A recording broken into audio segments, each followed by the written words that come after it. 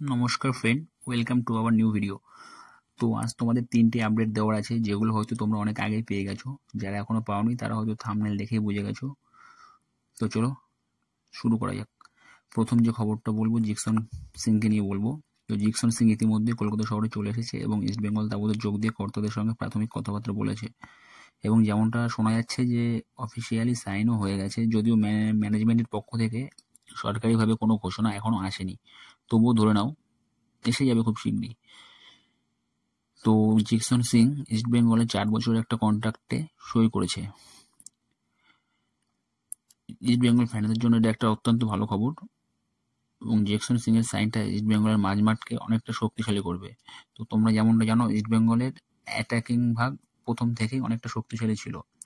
এবার জিকসনের ইনক্লুশনে তো ডিফেন্সিভ দিকটাও এবং মাঝমাঠটাও অনেক শক্তিশালী হয়ে যাবে। তো চলে আসি পরের নিউজটাতে, যেটা মূলত গ্রেগ স্টুয়ার্টকে নিয়ে। তো যেমনটা আপডেট তা হলো গ্রেগ স্টুয়ার্টের ডিলটা মোহনবাগান ক্র্যাক করে নিয়েছে, মানে মোহনবাগানে গ্রেগ স্টুয়ার্ট সাইন করে দিয়েছে। তো মোহনবাগানের ষষ্ঠ বিদেশি হতে চলেছে এই স্কটিশ অ্যাটাকিং মিডিও, যার ফলে মোহনবাগানের অ্যাটাকিং বিভাগ আরও শক্তিশালী হয়ে গেল। তো পার্সোনালি আমার মতে মোহনবাগানের অ্যাটাকিং লাইন আপ আইএসএল 2024-25 মরশুমের সেরা অ্যাটাকিং লাইন আপ হতে চলেছে।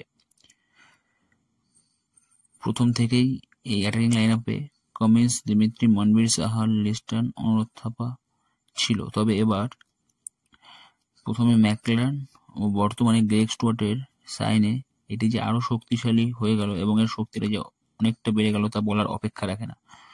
তো একটু অপেক্ষা করো, খুব শীঘ্রই গ্রেগ স্টুয়ার্টের সাইনটা অফিসিয়ালি চলে আসবে ম্যানেজমেন্টের পক্ষ থেকে। তো চলে আসি আজকের ভিডিওর নেক্সট এবং লাস্ট আপডেট, যেটা আছে সেটা হলো আর্মান্দো সাদিকুকে নিয়ে। তো যেটা জানা যাচ্ছে আর্মান্দো সাদিকু এফসি গোয়াতে সই করতে চলেছে। হ্যাঁ, ঠিকই শুনেছো, আর্মান্দো সাদিকু, যে কিনা কেরালা ব্লাস্টার্সের সঙ্গে অনেক দূর কথাবার্তা চালিয়েছিল, এমনকি সাদিকু ও কেরালা ব্লাস্টার্সের কোচের মধ্যে কথাবার্তা অনেক দূর এগিয়েছিল। তবে লাস্ট পর্যন্ত যেটা আপডেট তা হলো সাদিকুকে গোয়া থেকে অ্যাপ্রোচ করা হয়েছে এবং তাদের সাদিকু সাড়া দিয়েছে মানে এই নয় যে সাদিকু সই করে দিয়েছে। তবে ধরে নেওয়া যায় যে মোহনবাগানের থেকে টার্মিনেশন পেলে সাদিকু খুব শীঘ্রই সাইন করে নেবে। যেহেতু মোহনবাগানের সঙ্গে সাদিকুর 2 বছরের কন্ট্রাক্ট ছিল, তো 1 বছর যেটা গত সিজন ছিল সেটা কমপ্লিট হয়েছে এবং 1 বছর এখনো পড়ে আছে। তবে মনে হয় না মোহনবাগান সাদিকুর সঙ্গে কন্ট্রাক্ট টার্মিনেশন করতে কোনো অসুবিধা হবে, কারণ সাদিকু যে পজিশনে খেলে সেখানে মোহনবাগানের অনেকগুলো প্লেয়ার অলরেডি প্রথম থেকেই আছে।